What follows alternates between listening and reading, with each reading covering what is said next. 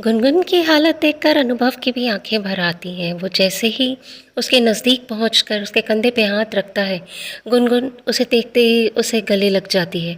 बहुत रोती है कि सब मेरी गलती है, मेरी गलतियों के कारण पापा मुझे छोड़कर चले गए। मैंने उनको बहुत दुख दिया है।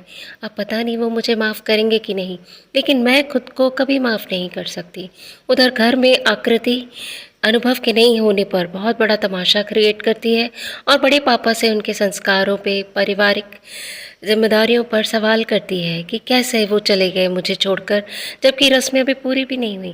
बड़े पापा को गुस्सा आता है और वो कहते हैं मैं अभी अनु को फ़ोन करता हूँ और तुरंत उसे यहाँ बुलाता हूँ और उसकी खबर लेता हूँ।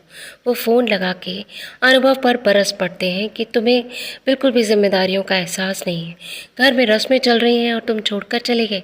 अनुभव कहना चाहता है कि मैं गुनगुन के पास, तो वो कहते हैं कि हाँ मुझे पता है कि गुनगुन परेशान है, अकेली है, लेकिन यहाँ तुम्हारी पत्नी को भी तुम्हारी ज़रूरत है।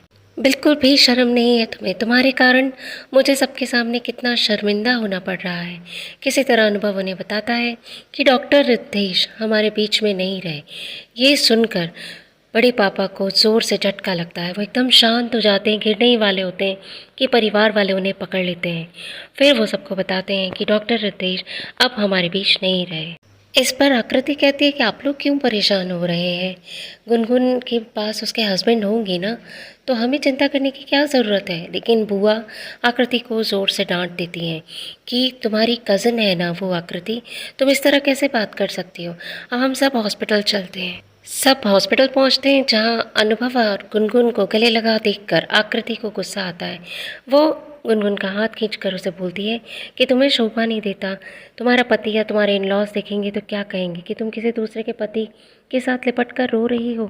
गुनगुन बोलती है ले जाओ, सबको ले जाओ, मुझे किसी की ज़रूरत नहीं है। तो आकृति कहती है तुम्हें हम सबकी ज़रूरत नहीं है, लेकिन अनुभव की ज़रूरत है। हस्बैंड कहाँ है तुम्हारा। अनुभव आकृति से कहता है कि इस वक्त पर भी तुम्हें अपनी बहन का दुख नहीं दिख रहा, तुम्हें ये सब बातें सोच रही हैं, कम से कम अभी तो कुछ हमदर्दी रखो उसके साथ। फिर गुनगुन रोते रहती है। आज का एपिसोड में तो गुनगुन को देखकर रोना ही आ जाएगा।